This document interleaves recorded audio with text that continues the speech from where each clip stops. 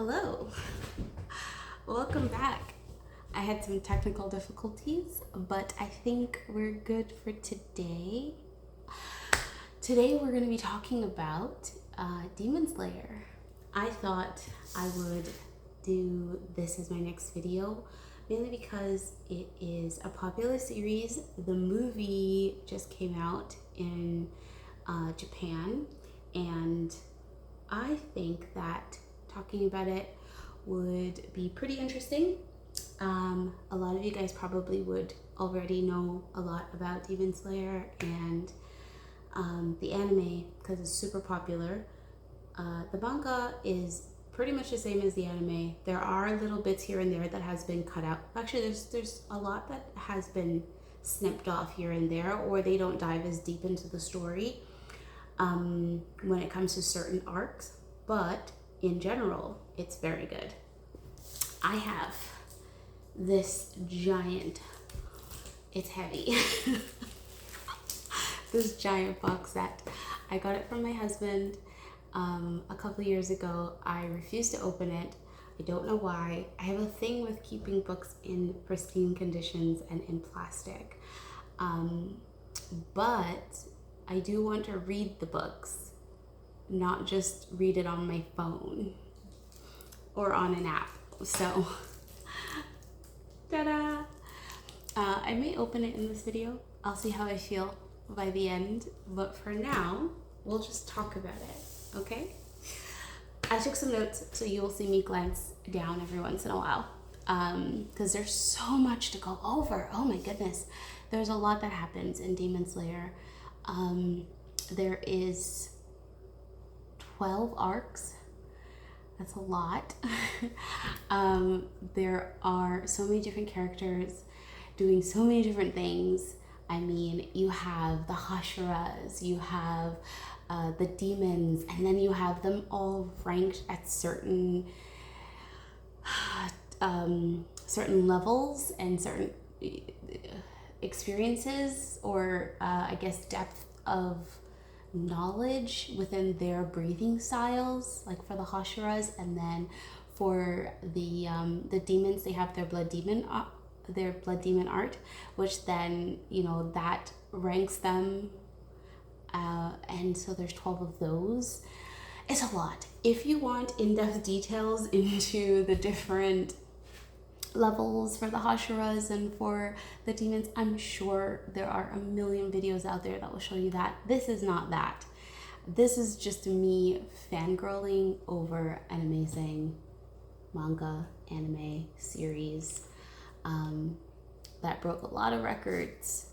But yeah, I started reading it before the anime came out and everything like that, but then I kind of paused on the reading because I didn't want to get too far ahead as I was watching, because I do want to still be surprised by some things, but at this point I kind of already spoiled everything for myself because I've read most of it. I think I have like the last arc. I'm still going through the Infinity Castle arc and the countdown to the sunrise, right? So I'm almost done with it. I am debating going to watch the movie early or just wait. I mean, I don't understand the staggerings that they've had with the different areas in the world. For some reason, like Japan comes out already, but then like in Canada where I'm at, we do not get it until September. And I don't think I can avoid spoilers for so long. Granted, I already know what happens, but I don't think I can avoid spoilers.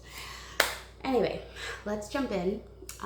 Here I have, I should talk about the topic. Okay, so Demon Slayer is a really interesting concept on just how to use breathing styles with weapons in a way to eliminate a threat.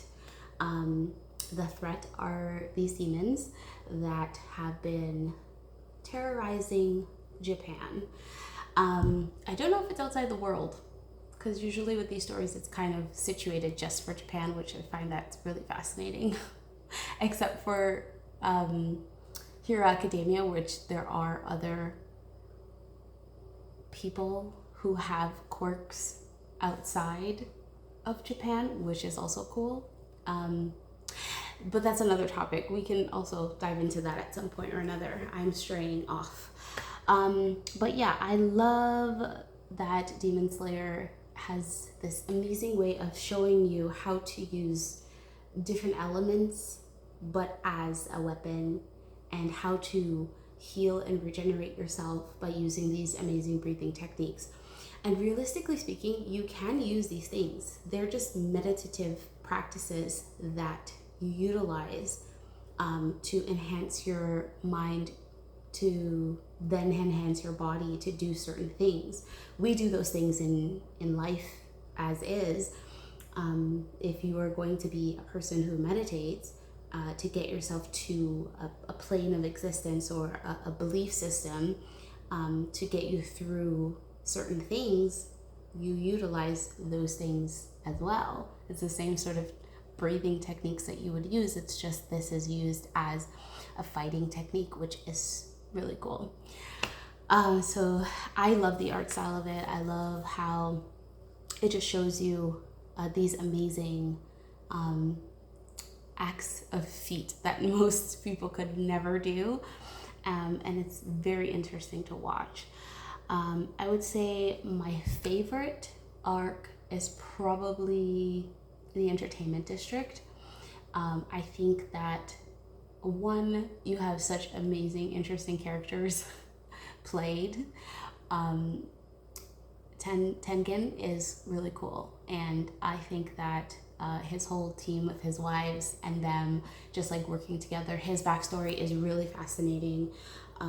Just having to, I don't know if it's considered a spoiler, but I'm pretty sure everyone's already watched this point, but like having to go against your family's belief system to create your own, to go against the grain. It's kind of the theme of the story. It's just like there's a certain expectations from you, and when you don't live up to them, what can happen? And when you do live up to them, what can happen then?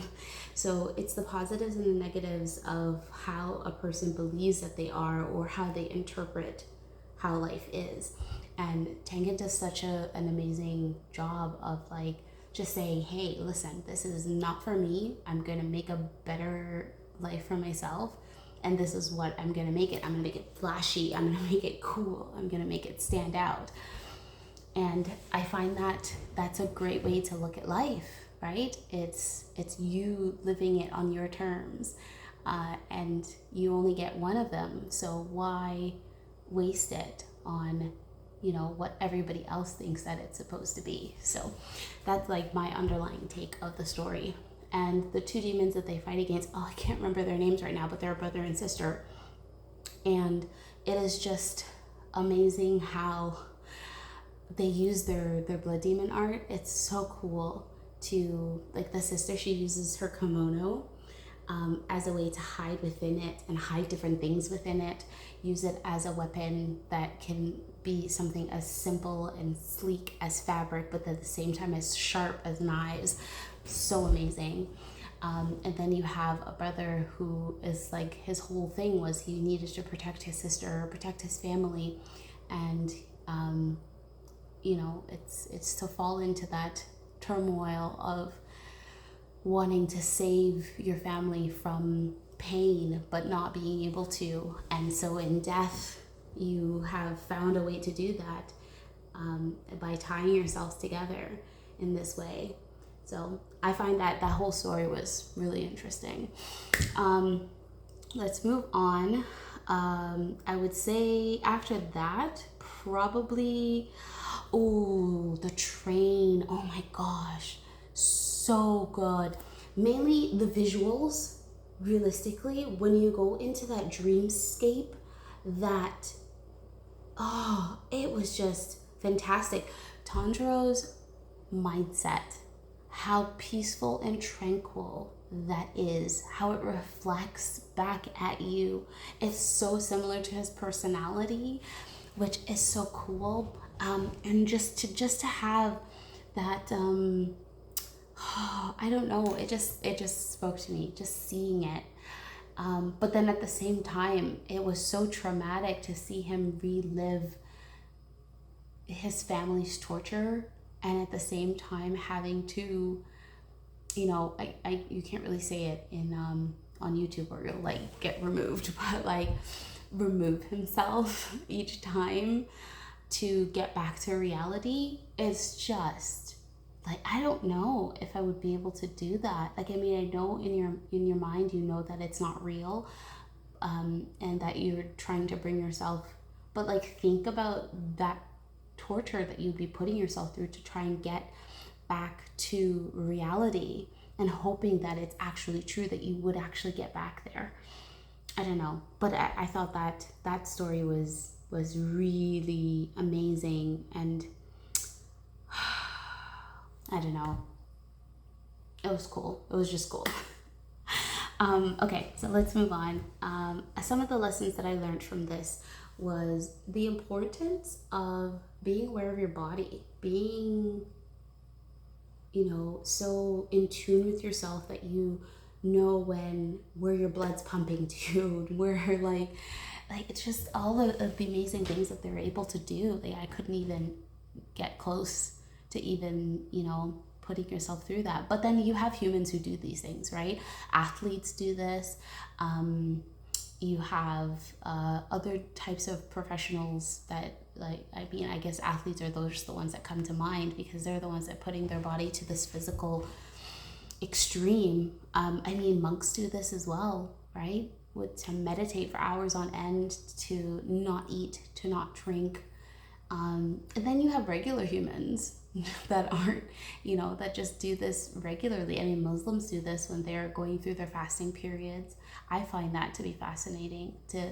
I mean, Christians do that too. But like, it's just amazing to a person to put themselves into such an extreme way of being and way of thinking, and you know, overcoming those thoughts that you would have during that moment of saying like, hey, listen, I gotta run this, you know, 300 kilometers, or I gotta do a marathon or something like that, and putting yourself in this mindset. It is a similar thing, right? They're fighting these demons and trying to rid them of the torment that they're putting people through, and living through all of this hurt and pain, and all of them has been touched by some sort of demonic presence that has taken over or killed their families or whatnot, and to then live through that after and continue on and wanting to fight and wanting to protect. That is an incredible mindset to have and to even go through. So that, you know, premise of the story I find to be pretty fascinating. Yeah, the blood demon art also I find to be really cool. The backstories behind a lot of these demons is they're just regular people who happen to have gone through a crazy event in their lives, and then took this thing, and instead of turning it into something that could have been positive or to learn from it or to be better from it, they still learned to be better from it, but they just took the negative aspects of that lesson and ran with it, right? So it's really sad that that was the case. Like, for instance, Ryu, I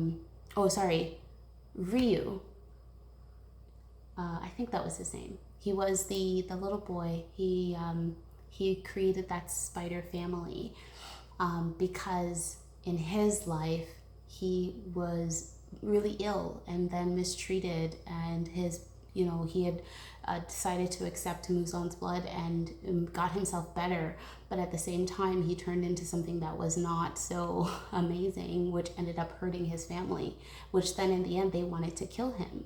And so instead he decided that he was just going to create his own family and, you know, completely destroy that nuclear family that he had. And I get how you could get to that point, you know. And so after creating this family of other spider demons, and I think that's the only reason why I find that he lost a lot of his abilities to be able to protect himself, and Tanjiro was able to kill him, was simply because he had shared so much of his, you know, blood demon art to the family that he was trying to create. And it didn't turn out so well for him in the end, which really, really sucks. And for the family, because then eventually everybody was just like, I want to leave. How can I leave? But I can't. Or, I'm going to die. And like, it's just sad. So that didn't end very well. But yeah, another one of the Blood Demon moons that I really like, it's one of my favorites actually, was Kokoshibo. And just wow. His, like, when we got the reveal of that, I mean, I don't think it hasn't happened yet. No, it hasn't happened yet in the anime, but in the manga, it has. And just the intense backstory of that and his connection to the first breather, the sun breather, and like just how all of this unfolds, how family is such a strong connector to how people think and feel about themselves, and how easily you can, throw someone aside or assume you know something when you know nothing at all, just because of perception. And a lot of times we put ourselves in these situations where we assume that, oh, because I see how George is living his life, that this is what George is like. Or, I see that this person's living so lavish and so great that they must live this really amazing life, where you don't know what's happening behind closed doors. Or even if you're seeing behind that window, or, seeing behind those closed doors, you still don't know the context or the full connectivity to that story. So we always jump to these conclusions of assuming. This happens online as well, right? Where you will look and see a person has done this video and you think that you know them and you know everything about them. And it's like, but you don't, because you're getting a 15-20 minute video on something. That doesn't mean you know who they are or you know their lives. You may have a connection, but that's it. There's still a barrier there. And so to make assumptions puts you in a situation that can cause a lot of damage. And in these stories, there's a lot of damage that happens. Like, you literally become a demon. Like the main guy, Muzan, Michael Jackson, when he was wearing that hat. Oh my God. And the whole suit and the thing. It's just a lot that we do to keep ourselves living forever. And, it's just a lot. It's realistically, the story is just about all of the traps you could fall into in life, and how you're able to either live with those things and work to be better, or you take the easy way out and end up in situations that you never thought you would be in. And so we have to take these as lessons. And I feel like I'm diving into a lot of different things. This is not what you came for. You came for a review, and I'm giving you like in-depth life goals and lessons. But I think that's what a lot of these stories like are telling you. It's not just the base story of like, ooh, amazing fights, amazing, action and blood and gore and story. It's also, you're reading between the lines. You're seeing what those themes of the story is meant to be and the lessons to be taking from them. It's why we gravitate to them so much. Yes, the action and things is pleasing to your eyes, and to see them, it's great. But at the same time, it is also teaching you something. It's giving you a lesson to take from it, to go, aha, this is what life is, or this is what lesson I'm supposed to learn from these things. And I tend to be the type of person that likes to learn from everything that I read, whether it is, something like this, a manga, or something like a novel, or, whatnot. So there's always something to learn. Now, let's see. I wrote my favorite Hashira is well, who is my favorite? I have like 3 different names. I can't pick. They're all good. I mean, you have, you have, oh, what is it? Kano? She has this amazing ability to use this small weapon. It's a sword that literally it's used to sting you so that she can incapacitate you to the point where it is easy to defeat you by using poison. Like, it's so cool. Like, I just love that. Also because she's a butterfly. Like, she has amazing butterflies on her kimono sleeves, like her little overcoat thing. Oh, so cool. I love that. And then you have our main character, Tanjiro, and that kid has been through hell and back. Like, your entire family destroyed, and still you're going, and still you have a smile on your face, and still you want to help people. Just amazing strength with him, and you know, that's amazing. I think he's a great character, but also toxic positivity is also not the best thing either. I mean, I know you want to strive to make the world better, but then destroying yourself in the process is also not the best option. His sister Nezuko, so cool. I mean, like, so cool.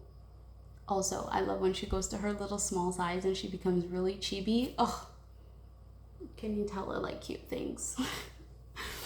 Oh, Inosuke. Oh my gosh. What can I say? I was actually talking about Inosuke the other day, just like how brazen his character is, and just coming up with this whole different style, beast style, where like you were a child surviving in the wilderness with boars. Like, what do you mean?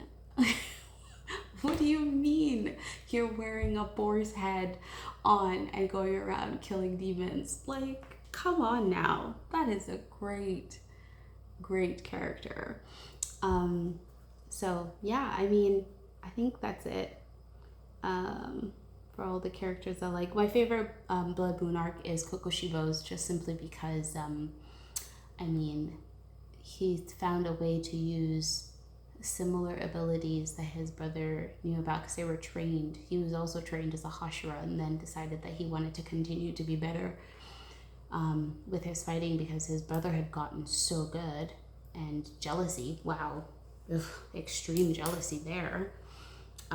Jealousy is a killer, guys. Listen. Oh my gosh. Envious of other people. Covish. Bleh, I can't speak. Do not covet what other people have. You don't know how they got it. So, yeah. It is just an amazing series. It's a high recommend read. I do recommend you do that. I am not going to open it. Just, it's too great. It's too great. Amazing characters. Ooh, such good characters here, man. So good. But I do recommend. Do you hear how heavy that is? Oh my gosh. I do recommend you guys read it.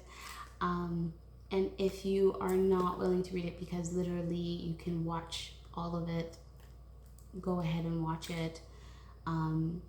It is a great series. It wouldn't be so popular if it wasn't. So thank you all for joining me on this rambly Wednesday. And this was not what I thought the video was going to be. I really didn't think I was going to dive into such topics, but this is how it turned out.